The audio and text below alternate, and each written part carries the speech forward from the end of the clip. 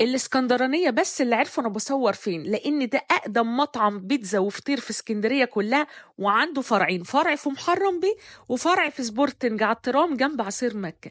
أيوه بالضبط كده، فطير دهب.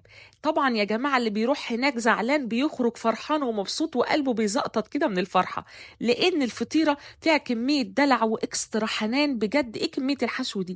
أنا جرّبت كل الفطير الحادق هناك، بجد روعة. أكادوا من فرط الجمال بجد يا جماعة. عجبني أوي البسطرمة مع الجبنة والفراخ مع الجبنة، ولا الصدق كيري، ولا مشكل اللحوم.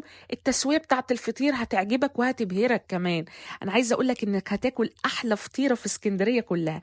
أما البيتزا بقى اللي فيها مطة الجبنة وطعمها خطير، وهتلاقوني مصورها لكم آخر الفيديو، لأن هم بس اللي بيستوردوها وبيستخدموها، ورفيعة كده وتسويتها ولا أروع. نيجي بقى للفطير بقى الحلو اللي أنا والله ما كان ليا فيه، بس جربته وعجبني جدا جدا.